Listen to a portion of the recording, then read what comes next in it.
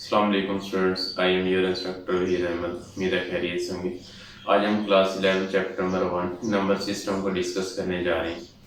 इसको समझने में काफ़ी कंसेप्चुअल काम है, प्रॉपर्टीज़ काफ़ी हैं इसमें, इनको ज़रा तवज्जो से देखें।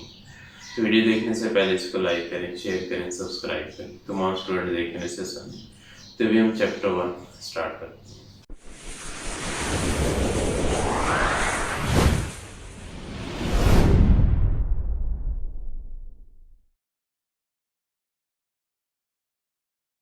GFSE पार्ट 1 हमारे पास चैप्टर नंबर 1 है। उससे पहले हम इसका ज़रा पैटर्न देख लें। पैटर्न क्या है? हमारा जो क्वेश्चन 1 है ये ऑब्जेक्टिव का होगा और ये 20 मार्क्स के होते हैं और टोटल मार्क्स है मैथ में, टोटल मार्क्स हमारे पास 100 मार्क्स का ये पेपर है। उसमें से जो क्वेश्चन नंबर 1 है वो ऑब्जेक्टिव है, 20 मार्क्स के होंगे। उसके बाद नेक्स्ट क्वेश्चन नंबर 2, उसके बाद 3 एंड 4। इन तीनों में से जो हमारे क्वेश्चन होंगे वो टोटल हमने यानी जो अटेम्प्ट करने हैं वो 25 है और ये 50 मार्क्स की 25 भी होंगे, यानी 25 मल्टीप्लाई टू एक शॉर्ट क्वेश्चन हमारा 2 नंबर का होगा। 25 हमने अटेम्प्ट करने और ये 50 मार्क्स की। नेक्स्ट क्वेश्चन नंबर 5, 6, 7, 8, 9, इनमें से हमने कोई से 3 अटेम्प्ट करने हैं और ये हमारे पास 30 मार्क्स के होंगे। इसमें एक जो क्वेश्चन है वो 10 नंबर का होगा और इसके भी 2 पार्ट हैं, हर पार्ट जो वो 5-5 नंबर का होगा। तो इस तरह हमारे पास ये 30 नंबर के ये बनते हैं और टोटल अगर इनको ऐड करें तो ये 100 मार्क्स के हैं। ये शॉर्ट्स में हमारे पास पैटर्न है, इसको देख लेंगे। Objective 20 marks, short question 50 marks के हैं और लॉन्ग जो 30 मार्क्स के हैं। ये था हमारे पास पैटर्न। अब हम इसका चैप्टर नंबर 1 ज़रा देखेंगे। चैप्टर नंबर 1 नंबर सिस्टम क्या। अब इसमें नंबर सिस्टम की हिस्ट्री को हमने ज़रा डिस्कस करना है कि हिस्ट्री क्या है इसकी। नंबर सिस्टम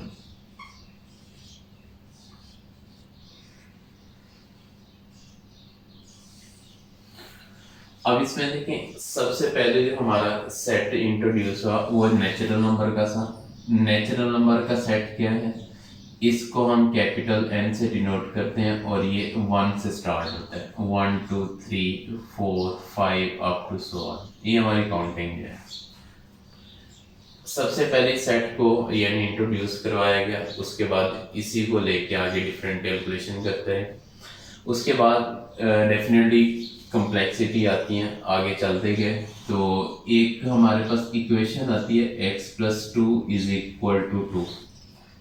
जब इसको सॉल्व किया गया तो +2 इधर आएगा, -2 हो जाएगा, x = 2 - 2 और x का आंसर हमारे पास 0 आ गया। अब x का आंसर जब 0 आया तो 0 एक हमारे पास नंबर है, 0 इस सेट में मौजूद नहीं है। अब उन्होंने इस 0 के प्रॉब्लम को सॉल्व करने के लिए फिर उन्होंने एक और यानी हमारे पास सेट आया, एक और नंबर का सेट आया जो इससे बड़ा सेट था और वो कौन सा था? वो हमारे पास होल नंबर का सेट था। कैपिटल W से इसे डिनोट करते हैं और उन्हें क्या था, अब इसमें आप क्या करेंगे? 0 को इन्वॉल्व करेंगे। 0 आ गया इसमें, 1 2 3 4 5। अब इस नेचुरल नंबर के सेट को थोड़ा अवॉइड किया, बढ़ाया, उसमें 0 को ऐड कर दिया। अब ये 0 वाला मसला हमारा सॉल्व हो गया। नेक्स्ट अब इस पे काम शुरू हो गया। जैसे जैसे हम आगे गए, आगे जाके कैलकुलेशन कुछ इस तरह की आ गई। सपोज ये एग्जांपल के तौर पे बता रहा हूँ, x + 4 = 2। अब +4 इधर आएगा तो माइनस हो जाएगा, x = 2 - 4, तो यहाँ x = 2 - 4 क्या होता है? -2। अब इसमें नेगेटिव नंबर इन्वॉल्व होना शुरू हो गया, नेगेटिव सोल्यूशन आने शुरू हो गए। अब देखिए हमारे सेट में अगर नेचुरल में देखें ये भी प्लस में है सारे, अगर होल में देखें इसमें 0 तो इन्वॉल्व है लेकिन ये भी प्लस में नंबर है। अब हमें क्या ज़रूरत थी? माइनस के नंबर्स की ज़रूरत भी थी। माइनस का प्रॉब्लम सॉल्व करने के लिए हमने एक सेट जो इंट्रोड्यूस करवाया होल नंबर के बाद, वो जी था जिसे हम इंटीजर कहते हैं, और ये सेट कंसिस्ट कर रहा था 0 plus minus 1 plus minus 2 plus minus 3 plus minus 4 up to so on. ये हमारे पास सेट आ गया। अब इसमें देखें जीरो भी इन्वॉल्व है, प्लस के नंबर भी मौजूद हैं और इसमें माइनस के नंबर भी मौजूद हैं। अब हमारे साइंटिस्ट जो है इस चीज़ पे एग्री हो गए कि अब हमारे नंबर पूरे हो गए हैं, अब इससे हम अपनी कैलकुलेशन जिस तरह के भी होगी परफॉर्म कर लेंगे। अब नेक्स्ट डेफिनेटली जब इस पे काम थोड़ा सा तेज हुआ, आगे जाके एक और प्रॉब्लम इनको देखने को मिली। वो कुछ नंबर इस तरह के आगे थे, जैसे हमारे पास ax is equal to b है। अब ax is equal to b का मतलब क्या है? जब आप यहाँ से x की वैल्यू निकालते हैं तो क्या बनेगा? ये b ओवर a। या आंसर फ्रैक्शन में आ रहा था या डेसिमल में आ रहा था, या p ओवर q की फॉर्म में आ रहा था, या अगर कोई भी नंबर सपोज हमारे पास है जैसे 5/4 कर लें तो ये 1.25 सपोज आ रहा है, या नंबर डेसिमल में आ रहा था या नंबर फ्रैक्शन में आ रहा था। अब वो इस चीज़ पे एग्री तो हो गए यहाँ तक, लेकिन आगे ये जो नया एक नंबर उनके सामने आया, अब वो कह रहे हैं कि हम इनको एडजस्ट कहाँ करें। इनको एडजस्ट करने के लिए उन्होंने जो हमें अब फिर नेक्स्ट एक नया सेट इंट्रोड्यूस करवाया, उसको उन्होंने कहा ये रैशनल नंबर का सेट है। और रैशनल नंबर का सेट कैसा होगा? जिसमें नंबर p ओवर q की फॉर्म में लिखे गए होंगे। इसमें नंबर जो है हमारे पास p ओवर q की फॉर्म में लिखे होंगे, और ये सेट जो है किस तरह का होगा? x such that x belong to integer, x जो है वो इंटीजर से बिलोंग करेगा, और जो x है वो इक्वल होगा p ओवर q के, जहां जो है q 0 के इक्वल नहीं है। ये सेट उन्होंने इंट्रोड्यूस करवाया कि अब p ओवर q की फॉर्म में हमारा जो भी आंसर आएगा वो इस सेट में फॉल करे। अब ये नंबर सिस्टम की हिस्ट्री मैं आपसे डिस्कस करूं कि हमारा नंबर सेट कहाँ से चला था और हम कहाँ जा रहे हैं। हम रैशनल नंबर तक आ गए, रैशनल नंबर का सेट किस तरह इंट्रोड्यूस हुआ। अब उसके बाद नेक्स्ट हम फिर मजीद इसको थोड़ा डिस्कस करें। आगे जाके हमारे पास एक नंबर आ जाता है जैसे √3 है। अब देखिए √3 है, इसको सॉल्व सपोज कर लें तो 1 पॉइंट समथिंग कोई भी इसका आंसर 324, ये एग्जांपल के तौर पे बता रहा हूँ, सपोज ये, और ये आपको 100 चलता आ रहा है। अब देखिए ये जो हमारे पास सेट है ये कहीं भी नजर नहीं आ रहा, ना आपको नेचुरल में नजर आएगा, ना होल में, ना इंटीजर में नजर आ जाएगा। रैशनल की बात करें तो रैशनल में p और q की फॉर्म में नंबर होते हैं, ये p और q की फॉर्म में भी नहीं लिखा हुआ। अब इसके लिए उन्होंने फिर क्या किया? एक नया सेट इंट्रोड्यूस करवाया। अब इस सेट को उन्होंने कहा कि अब ये इरेशनल नंबर है, इरेशनल नंबर।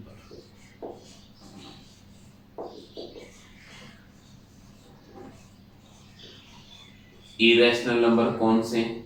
ये ऐसे नंबर होंगे जिनको आप p ओवर q की फॉर्म में नहीं लिख सकते हैं, और ये इस तरह रेडिकल की फॉर्म में होंगे, या जो अगर डेसिमल में है तो नॉन रिपीटिंग होंगे और बार बार यानी इन्फिनिटी तक चलते रहेंगे नंबर। इसमें हमारे पास √3 आ जाएगा, उसके बाद √2 आ जाएगा, √5 आ जाएगा, इस तरह के नंबर आगे चलते रहेंगे। जैसे कि इसमें पाई की वैल्यू आ जाएगी, इसमें ई की वैल्यू आ जाएगी। ये हमारे पास सारे इरेशनल नंबर हैं। तो नेक्स्ट अब ये हमारा इरेशनल नंबर का भी सेट बन गया। अब ये सारी डिस्कशन यहाँ तक पहुँच गई, हमने यहाँ तक इसे देख लिया। अब नेक्स्ट उन्होंने कहा कि अब एक और सेट भी हम बनाते हैं जो रियल नंबर का सेट होगा, और ये रियल नंबर का सेट कौन सा होगा? जो रैशनल और इरेशनल दोनों के ऊपर कंसिस्ट करेगा। यानी अगर आप रैशनल और इरेशनल का यूनियन ले लेते हैं तो हमारे पास कौन सा सेट बनेगा? रियल नंबर का बनेगा। अब इसमें इरेशनल का जो नंबर है इसको हम q डैश से डिनोट करते हैं, ये सेट को, और रैशनल नंबर के सेट को हम क्यू से डिनोट करते हैं। अब इन दोनों का अगर हम यूनियन लें तो क्यू यूनियन क्यू डैश, यानी रैशनल और इरेशनल का जो यूनियन होगा वो हमारे पास रियल नंबर बनेगा। ये थी हमारी हिस्ट्री इसकी नंबर सिस्टम की। आगे जाके एक सेट हमें और भी इंट्रोड्यूस करवाना है, वो हमारा कॉम्प्लेक्स नंबर का सेट। कॉम्प्लेक्स नंबर का सेट हमारा रियल नंबर से भी बड़ा होगा, वो इंशाल्लाह हम नेक्स्ट जब इसका टॉपिक आएगा तो वहाँ डिस्कस करेंगे। अभी हम नेक्स्ट इसमें कुछ रैशनल और इरेशनल नंबर की डिटेल है और आगे इनकी कुछ टाइप्स हैं, अभी हम उनको देखते हैं और उससे डिस्कस करते हैं। जी नेक्स्ट हमारे पास रैशनल नंबर क्या है, अब जरा इनको तवज्जो से देखते हैं ना। Rational number,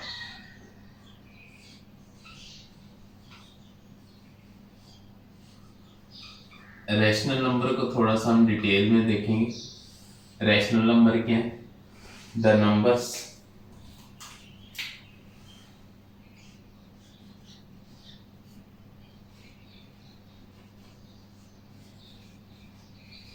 written in the form of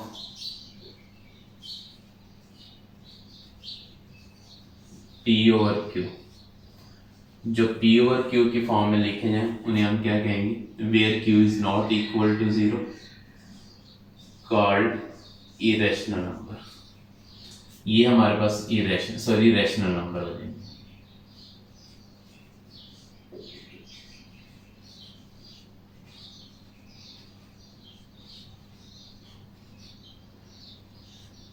It is denoted by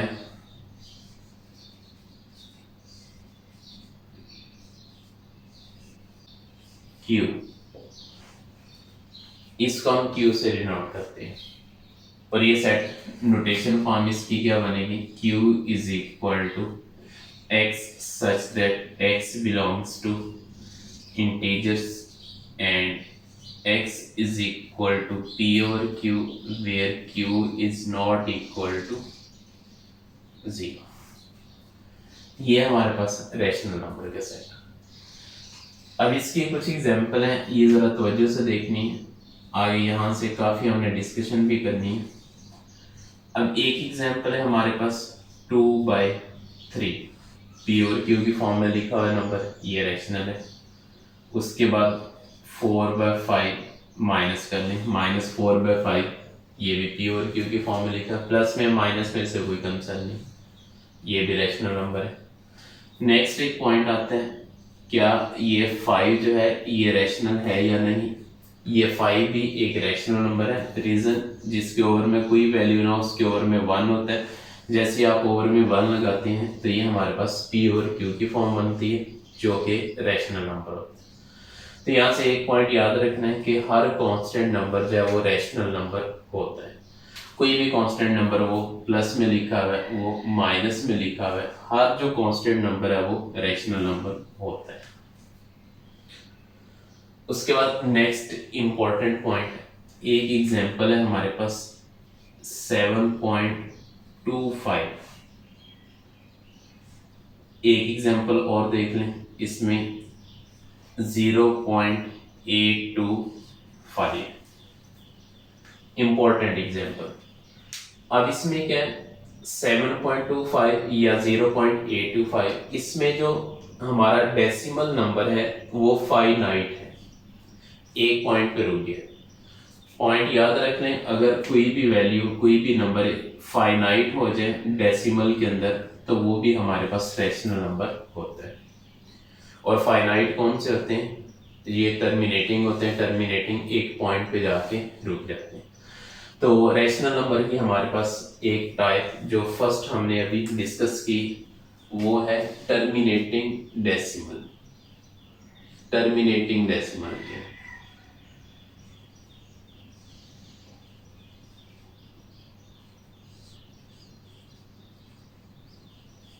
terminating decimal, इसमें टर्मिनेटिंग डेसिमल नंबर कर लें,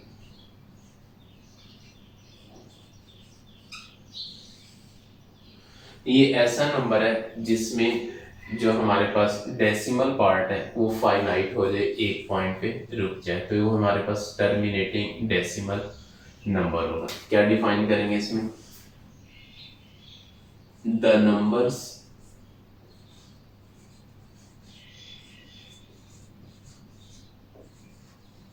which have finite number of digits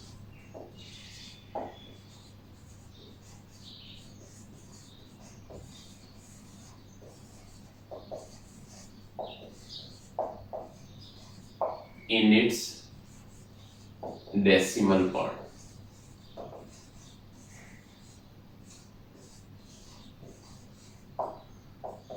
is called terminating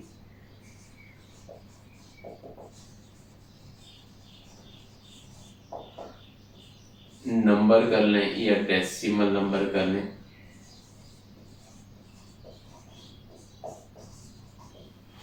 अब इसकी एग्जांपल में चाहिए एग्जांपल लिख दें, जैसे कि 7.25 लिख दें, या कोई भी आप अपने से कोई डेसिमल नंबर 1.75 लिख दें।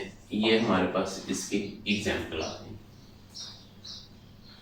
अब नेक्स्ट एक और पॉइंट, अब नेक्स्ट इसकी एग्जांपल ही देखें। नेक्स्ट एग्जांपल है हमारे पास, वो है 0.666 अप टू सो ऑन। ये देख लें, या इसमें 0.252525 अप टू सो ऑन। अब इसमें पॉइंट याद रखें या देख लें पॉइंट, हमारे पास यहाँ एक नंबर बार बार रिपीट हो रहा है और ये इनफाइनाइट टाइम तक, इन्फिनिट टाइम तक रिपीट हो रहे हैं। अब यहाँ देखें तो हमारे पास दो नंबर बार बार रिपीट हो रहे हैं और ये इन्फिनिट टाइम तक रिपीट हो रहे हैं। अगर इन्फिनिट टाइम तक कोई नंबर रिपीट हो और वो कोई भी एक नंबर हो, या दो नंबर बार बार रिपीट हो, या तीन नंबर बार बार रिपीट हो, या एक हमारे पास एक कंसेक्टिव पीरियड हो, पीरियड्स के बाद बार बार वैल्यूज यानी रिपीट होती चली जाए, तो इसे हम कहते हैं, ये हमारे पास जो है non terminating and recurring decimal number है। ये हमारे पास इसकी एक और टाइप आएगी, यानी टर्मिनेटिंग डेसिमल के बाद नॉन टर्मिनेटिंग एंड रिकरिंग। अब इसको हम जरा डिस्कस करते हैं, क्या है ये non terminating,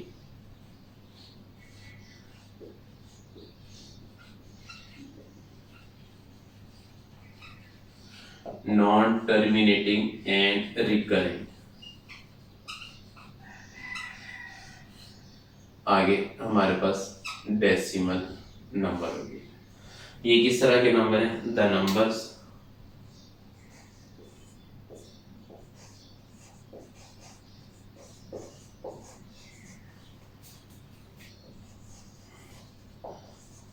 which have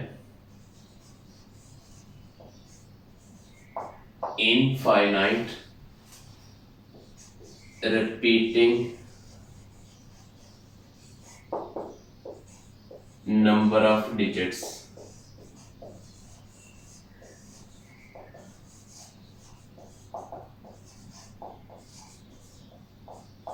in its decimal part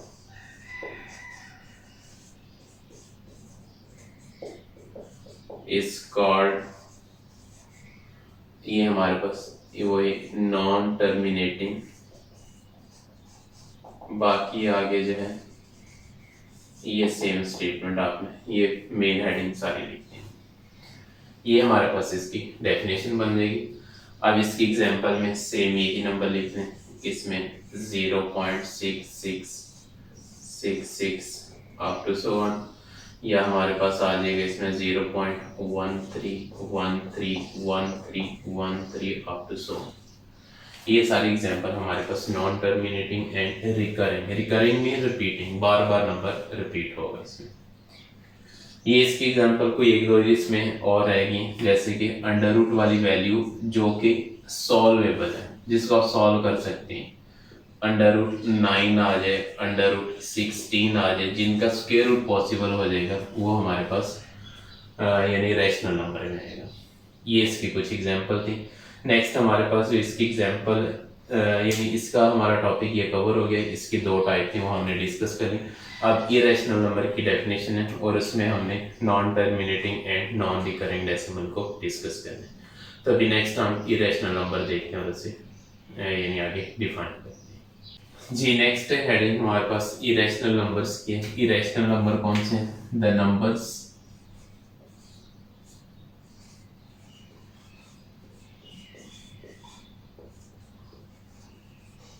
which cannot be written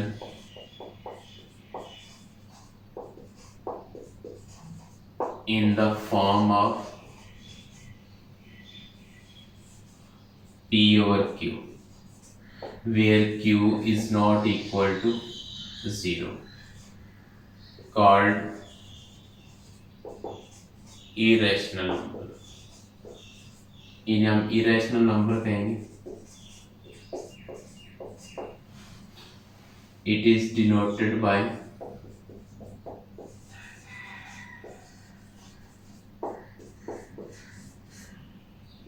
Q dash और इसकी सेट नोटेशन फॉर्म क्या बनेगी? Q dash is equal to x such that x belong to integers and x is not equal to P over Q where Q is not equal to 0। ये इसकी set notation form बनेगी। अब इसमें जो example आएंगे जरा example देख लें।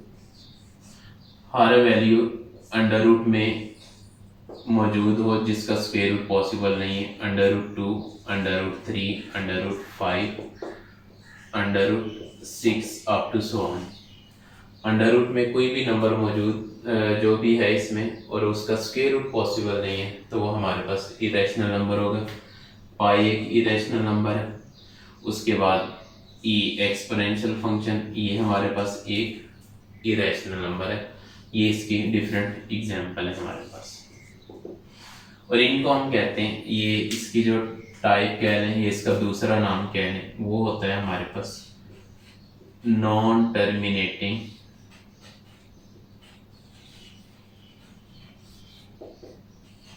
एंड नॉन रिकरिंग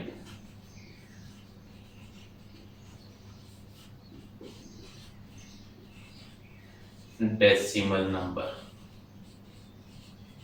ये इसका हमारे पास इसकी नेक्स्ट मेन हेडिंग। अब इसमें नॉन टर्मिनेटिंग का मतलब क्या होगा? इनफाइनाइट।